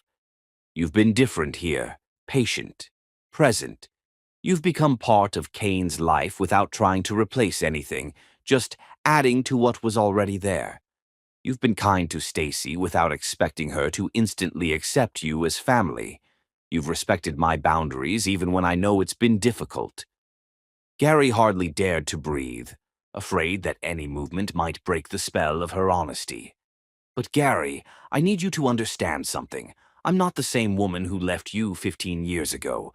I'm stronger now, more independent. I don't need anyone to take care of me or fix my problems or make my life complete. I know that. Do you? Because sometimes when you look at me, I still see traces of the old Gary, the one who had a plan for our life that didn't include room for surprises or detours." The song ended, but they remained in each other's arms as couples around them either separated or moved into position for the next dance. "You're right," Gary said quietly. "Part of me is still that man. Part of me still wants to give you the perfect life I planned for us when we were 24. But Dawn, I'm learning that perfect isn't what matters. What matters is real. What does real look like to you?" Gary considered the question seriously, looking around at the festival that was winding down around them. Families packing up their picnic blankets, teenagers reluctant to let the evening end, elderly couples walking hand in hand toward homes they'd shared for decades. "Real looks like this: community, belonging, being part of something larger than yourself, but not losing yourself in the process." Dawn smiled, and Gary felt his heart skip in response to the genuine warmth in her expression. "That's a good answer." Dawn, I need to ask you something, and I need you to know that I'll respect whatever answer you give. She tensed slightly, as if preparing for another proposal she wasn't ready to accept. Gary reached into his jacket pocket and pulled out the ring box, but this time he didn't drop to one knee. Instead, he held it between them like an offering rather than a demand. I know I asked you this before, and you said no for good reasons. But I need to ask again because I hope, that something has changed between us. Gary, I'm not asking you to marry the man who left you pregnant and afraid 15 years ago. I'm not asking you to fit into the life I had planned for us back then. I'm asking you to marry the man I've become. The man who wants to build a new life with you here, in this community that you love, surrounded by the people who've supported you and the children we're raising together. Dawn stared at the ring box, her expression unreadable. I want to coach Kane's basketball team and help Stacy with her college applications. I want to volunteer at the literacy center with you and grow old on front porches where we can wave at neighbors walking by. I want ordinary days and extraordinary moments and everything in between. Gary, I love you, Dawn. Not the memory of who you were, but the woman you are right now. Strong, independent, completely capable of living a beautiful life without me. But I'm hoping you might want to live an even more beautiful life with me. Dawn took the ring box from his hands, opening it to reveal the simple solitaire he'd chosen with such care weeks ago. In the soft light of the festival lanterns, the diamond caught the glow and threw it back in tiny rainbows that danced across her face. "It's beautiful," she said quietly. "Does that mean—" "Gary, I love you too. I've never stopped loving you, not even when I was angry, not even when I was scared." Gary's heart soared with hope. "But I can't say yes. Not yet." The hope crashed as quickly as it had risen. "Why?" Dawn handed the ring box back to him, her eyes bright with tears. "Because you're asking me to trust that you've chosen this life, but I'm not convinced you understand what you're giving up. You've been here 6 weeks, Gary. You've put your entire business empire on hold, but what happens when you miss your old life? When the excitement of small-town living wears off, and you remember what it felt like to close million-dollar deals? That won't happen. You can't know that, and I can't risk my children's hearts or my own on what might happen if you wake up one day and realize you've made a mistake." Gary felt his second proposal failing, just as his first one had, but this time he understood why. Dawn wasn't questioning his love or his sincerity. She was questioning whether the life he was offering was sustainable, whether his transformation was complete, or just a temporary response to crisis. "What do I need to do?" Gary asked quietly. "You need to stop trying to prove you've changed and just change. Build a life here that's about more than winning me back. Find out who Gary Thomas is in Millbrook, Tennessee, when he's not performing for an audience or trying to make up for past mistakes. And if I do that—" Dawn stepped closer to him, close enough that he could see the love and fear warring in her eyes. "Then maybe we'll have something real to build on instead of just promises and good intentions." As the festival ended and families began heading home, Gary walked Dawn to her front door, carrying the rejected ring in his pocket, like a reminder of how much further he still had to go. But this time, instead of feeling defeated, Gary felt something like clarity. Dawn wasn't rejecting him. She was challenging him to become the man she needed him to be, not just temporarily, but permanently. And for the first time since arriving in Millbrook, Gary understood exactly what that meant. Chapter 9. The Test of Time. The call came on a Tuesday morning in November, when the autumn air carried the first promise of winter, and Gary was helping Kane practice free throws in their driveway before school. "Dad, your phone's ringing," Kane said, passing Gary the basketball with the casual ease that had developed over the past 3 months of shared mornings and quiet conversations. "Dad, The word still made Gary's chest tighten with gratitude every time he heard it. It had started tentatively, then grown more natural, until now it felt like the most important title Gary had ever earned. "Gary Thomas," he answered, noting the New York area code. "Gary, thank God. It's Jonathan Morrison from Morrison Technologies. We need to talk." Gary's attention sharpened. Morrison Technologies was the company behind the deal that had fallen through when Gary first arrived in Millbrook, an acquisition that would have been worth $50 million and positioned Gary's firm as a major player in the tech consulting space. "Jonathan, I thought our deal was dead." "It was. But everything's changed. Our primary competitor just had a massive data breach, and we're about to announce the largest government contract in our company's history.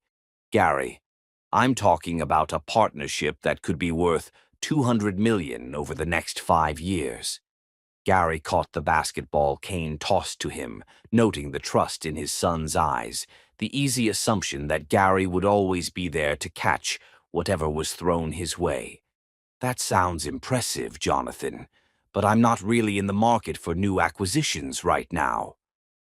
"You don't understand. This isn't just about money, though there's plenty of that. This is about positioning your company as the premier consulting firm on the East Coast.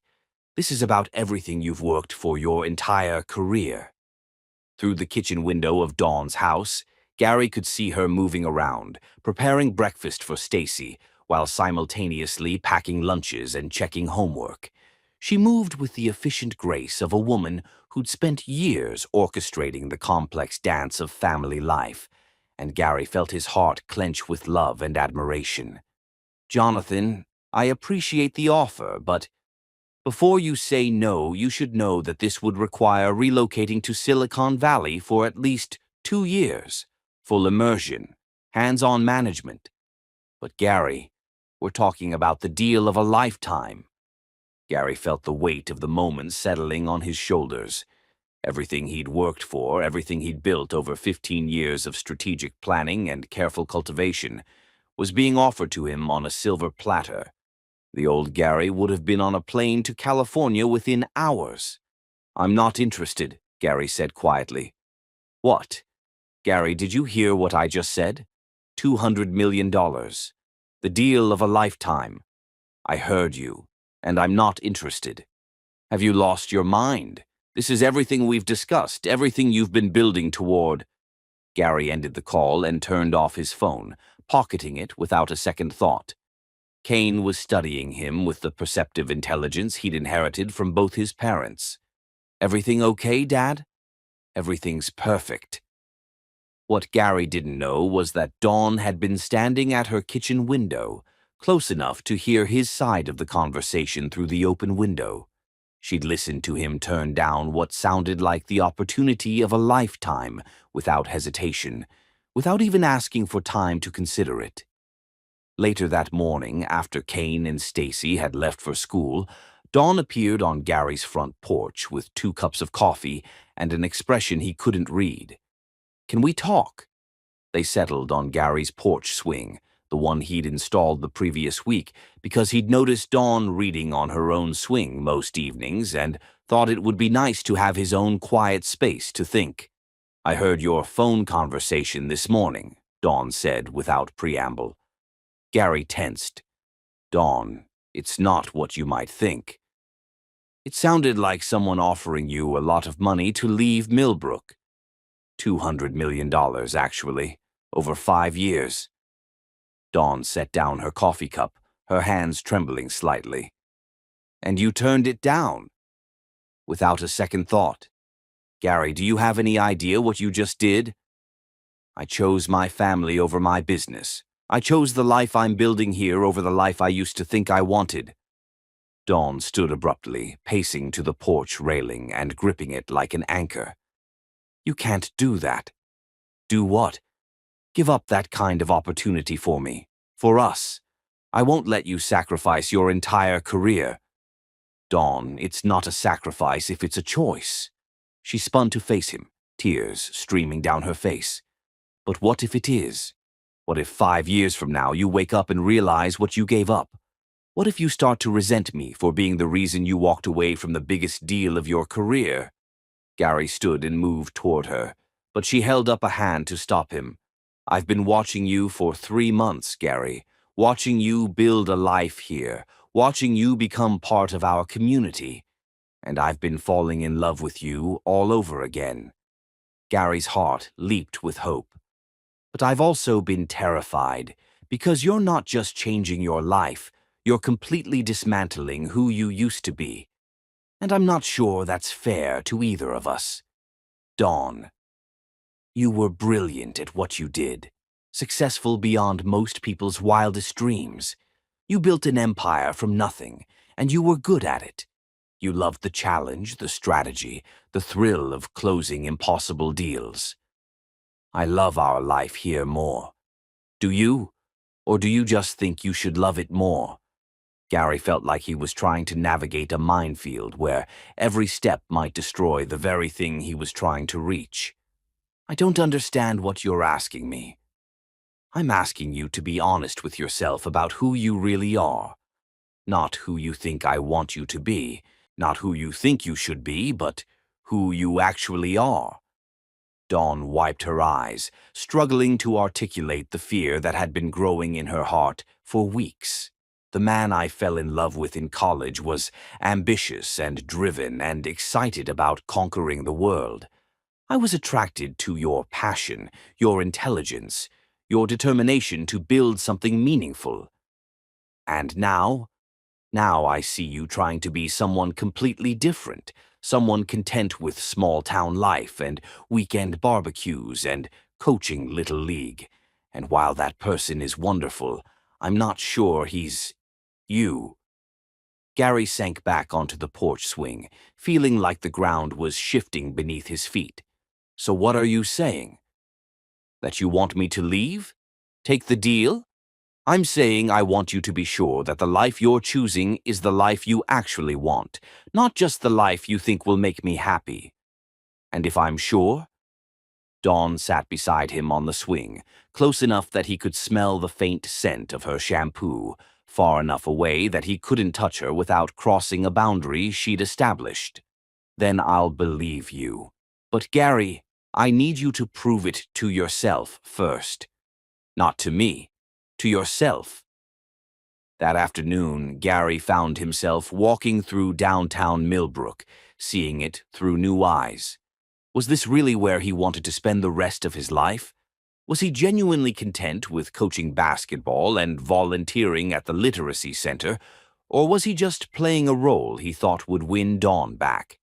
He stopped at Rosie's Diner, where the conversation with his son had revealed the truth about his parentage 2 months ago.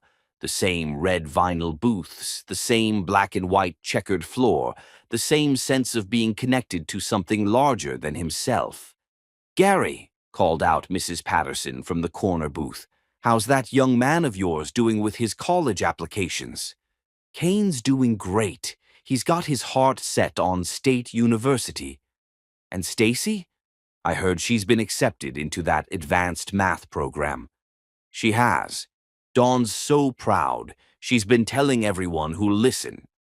Gary settled into a booth and ordered coffee, realizing that somewhere in the past 3 months, these people had stopped being strangers he was trying to impress and started being neighbors he genuinely cared about. Mrs. Patterson's grandson was struggling in school, and Gary had been helping him with reading comprehension on Saturday mornings. The Martinez family had needed help navigating insurance paperwork when their father was injured, and Gary had spent hours on the phone with bureaucrats until everything was sorted out. None of it had been performance. All of it had been choice. When Gary's phone buzzed with another call, this time from his sister Winona Thomas Sterling, he answered immediately. "Gary, thank God. Akachita called me about some deal you turned down. Are you having a nervous breakdown?" "Hello to you too, Winona." His sister, a successful attorney in Chicago, had never minced words. At 46, she was 2 years older than Gary and had spent most of their adult lives trying to manage his career from a distance. "Don't hello me. Akacheta said you turned down $200 million to stay in some small town chasing after a woman who won't even marry you. It's more complicated than that. Is it? Because from where I'm sitting, it looks like you're throwing away everything you've worked for because you can't let go of some college girlfriend who clearly doesn't want you back. Gary felt his jaw tighten. You don't know Dawn. You don't know anything about this situation. I know you've been gone for 4 months. I know you've missed every family gathering, every business obligation, every opportunity that's come your way. And for what? A woman who keeps saying no every time you propose? Winona. Mom would be horrified, Gary. She raised us to be practical, to make smart choices. This isn't smart. Gary thought about his mother's reaction when she'd met Dawn and the children, the approval in her eyes when she'd seen the life he was building. Actually, Mom approves. She's met Dawn and the kids. She understands what I'm trying to build here. That's another thing. Kids? Gary, you're 44 years old. You don't just suddenly become a father to teenagers. Do you have any idea what you're signing up for? The dismissive way Winona talked about Kane and Stacy made Gary's chest tighten with protective anger. I'm signing up for a family, something you might understand if you ever put down your briefcase long enough to build relationships that matter more than billable hours. That's unfair. Is it? When's the last time you called just to talk, Winona? When's the last time you visited? You're lecturing me about practical choices. But what's practical about building a fortune you never have time to enjoy with people who actually love you? That evening, Gary knocked on Dawn's door, finding her in the kitchen helping Stacy with algebra homework while simultaneously preparing dinner and sorting through mail. Can I help with anything? Gary asked. Actually, yes. Dawn looked up from the equation she'd been explaining. Stacy's been struggling with this unit, and I was never great at advanced math. Gary settled at the kitchen table beside Stacy, walking her through the problem with the same patience he'd once used to explain complex business strategies to executives who couldn't see the bigger picture. You're really good at this, Stacy said when the concept finally clicked. I've always been good with numbers. It's part of what made me successful in business. Do you miss it? The business stuff? Gary glanced at Dawn, who was stirring something on the stove, but clearly listening to their conversation. I miss some parts of it.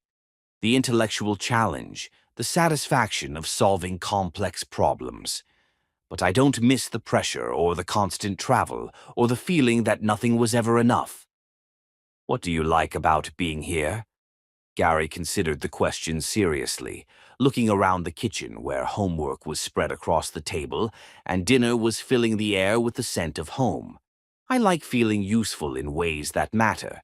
In business, I helped companies make more money. Here, I helped Mrs. Patterson's grandson learn to read. I helped your mom navigate insurance bureaucracy when she was sick. I'm helping you understand algebra. Which one makes you happier? This one. Definitely this one. Later, after Stacy had gone to bed and Kane was finishing his own homework, Gary found Dawn in her garden, deadheading the last of the season's roses before the first frost. She's a wise kid, Gary said, settling on the garden bench Dawn had installed near her prize-winning rose bush. She's been through a lot. It makes you wise learning that the people who are supposed to take care of you might not always be able to. Is that what you're afraid of? That I won't be able to take care of you and the kids? Dawn sat beside him, her hands still dirty from working in the soil. I'm afraid that I'm asking you to be someone you're not. That I'm doing to you what I was afraid you'd do to me 15 years ago, asking you to give up essential parts of yourself to fit into my life. Gary took her dirty hands in his clean ones, intertwining their fingers. Dawn, I need you to listen to me very carefully. I'm not giving up who I am. I'm becoming who I was meant to be. There's a difference. How can you be sure? Because for the first time in my adult life, I wake up every morning excited about the day ahead, not anxious about deals that might fall through or competitors who might outmaneuver me, but excited about helping Kane with his college applications and teaching Stacy to drive and watching you take care of people who need you. Dawn searched his face in the fading light, looking for any sign that he was performing rather than revealing truth. And if you wake up one morning and that's not enough anymore, then I'll tell you, and we'll figure it out together. But Dawn, I don't think that's going to happen. I think I've finally found the life I was supposed to be living all along. As they sat in the garden where Dawn had planted roots deep enough to weather any storm, Gary realized that the test hadn't been whether he could give up his old life for her. It had been whether he could trust himself enough to build a new one with her. And for the first time since arriving in Millbrook, Gary was certain that he could. Chapter 10. The Promise That Matters. Snow was falling on Millbrook when Gary received the call that changed everything. "Mr. Thomas, this is Dr. Rebecca Martinez from City General Hospital. I'm calling about your mother, Tallulah Thomas. She's been admitted with a massive stroke." Gary's hand tightened on the phone. His mother, who had called him just last week, who had been the one constant in his life. "How bad is it?" "Very serious. She's in a coma. You should come as soon as possible." After ending the call, Gary felt the weight of impossible choices. His mother was dying 4 hours away, but leaving now would confirm every fear Dawn had about his commitment. "Dad, everything okay?" Kane appeared in the doorway. "My mother, your grandmother, is in the hospital. She's had a stroke. Do you want me to come with you?" The simple offer nearly brought Gary to his knees. This remarkable young man was offering to support him without hesitation. "You need to stay here. Take care of your mother and Stacy. Tell her I'm coming back." Gary sat beside his mother's hospital bed, watching machines breathe for her. Tallulah Thomas had raised him alone, been his cheerleader and critic. She'd met Dawn in college and mourned when Dawn disappeared from Gary's life. "I found her, Mom," Gary whispered. "I found Dawn, and I have a son, your grandson, Kane." Gary called Dawn that evening. "Would it be okay if I brought her here?" "To Millbrook. This is home now, Dawn. If she wakes up, I want her to see the life I've built. If she doesn't, I want her surrounded by people who love her son." When Gary returned with his mother in medical transport, half the town was waiting to help. Denoma had prepared his house for long-term care. Bodaway organized volunteers. Pavati arranged private nursing care. But Dawn surprised him most. "I want to help," she said, appearing with a casserole and overnight bag. "She's family." Over the following weeks, Gary watched Dawn care for his unconscious mother with gentle competence. She talked to Tallulah about the children, read novels, played music, treating Gary's mother as beloved family. "Why are you doing this?" Gary asked. "Because this is what families do. We're not officially family, aren't we?" Christmas came quietly. Gary spent the morning watching Kane and Stacy open presents while Dawn prepared a feast. It was everything he'd never known he wanted. That evening, cleaning up wrapping paper, Gary spoke quietly. "Dawn, I have something to ask you. Gary, if this is what I think it is, just hear me out. I know I've asked before, and I know why you said no. But I need to ask one more time because I finally understand what's been wrong." Gary knelt beside where Dawn sat on the floor. "I kept asking you to trust I'd changed, but I never acknowledged what you were giving up by saying yes. You built something beautiful here, independent, strong, complete. And I keep asking you to risk all of that." Gary pulled out the ring box, hands shaking. "Maybe what you need isn't another promise. Maybe you need permission to not have to find out." "What do you mean?" "I should stop asking you to marry me and accept that you might never be ready. And that doesn't make you wrong. It makes you smart. Gary closed the ring box. I'm going to love you and our children for the rest of my life, married or not, whether you ever feel safe enough to say yes or not. Dawn sobbed. That's the most terrifying thing you've ever said to me. Why? Because it means you finally understand that love isn't about getting what you want. It's about wanting what's best for the person you love. Gary, 3 weeks ago, I went to see a lawyer about adoption procedures. I want our family to be legal as well as real. But you said you weren't ready to get married. I wasn't ready to risk my heart again. But watching you with my mother, I realized I've been so afraid of you leaving that I never let myself see how much you'd already stayed.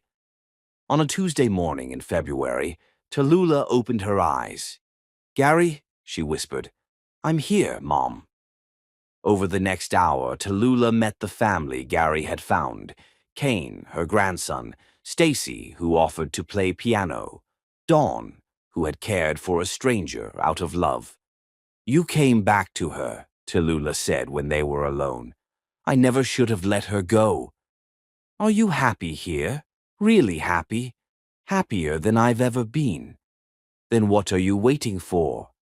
That evening, Gary found Dawn in her garden, planting spring bulbs. Dawn, I'm not going to propose to you again. Dawn's hands stilled. I've been thinking about this wrong. Love is showing up every day, making the choice to love someone over and over again. Love is building a life that includes someone without requiring them to earn their place in it. Gary took her dirt-stained hands. I'm not asking you to trust me with your future anymore. I'm promising you that your future will include a man who loves you completely and will never leave again. You're not proposing? Number, I'm promising. There's a difference.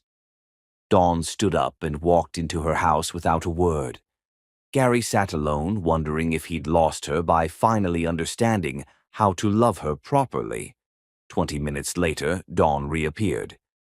Gary, can you come here? Gary found Dawn in her living room, where Kane and Stacy sat with barely contained excitement, and Tallulah was in her wheelchair. Dawn took a deep breath, reaching into her pocket for a simple silver band. Gary Thomas, she said, dropping to one knee while their family watched. You've spent 4 months showing me who you are now, not trying to convince me of who you might become. You've loved our children without conditions, and loved me without requirements. Gary's heart stopped. Will you marry me? Not because we have a child together, but because I want to spend the rest of my life building something beautiful with the man you've become. Gary stared at this incredible woman, offering him everything he'd never known he needed. Yes, he whispered, then louder. Yes, forever. Yes. As Dawn slipped the ring onto his finger, Kane and Stacy erupted in cheers, and Tallulah clapped with delight. Thank you, Gary whispered against her lips as they kissed. For what? For making me earn us. For waiting until we were both ready to build something that could last. 6 months later, Gary and Dawn were married in the Millbrook Community Center, surrounded by everyone who had watched their love story unfold. Kane walked his mother down the aisle, Stacy served as maid of honor, and Tallulah gave a toast about second chances and the courage to love again after heartbreak. Their wedding was witnessed by a community that understood the greatest love stories aren't about perfect timing. They're about ordinary people choosing each other over and over again, especially when that choice requires sacrifice and growth, and the patience that comes from understanding some things are worth waiting for. And in a small town in Tennessee, 2 people who had lost each other and found themselves began the rest of their lives together, surrounded by the family they'd created and the community that had taught them that home isn't a place you find, it's a life you build, one choice at a time, with the people who matter most. The end.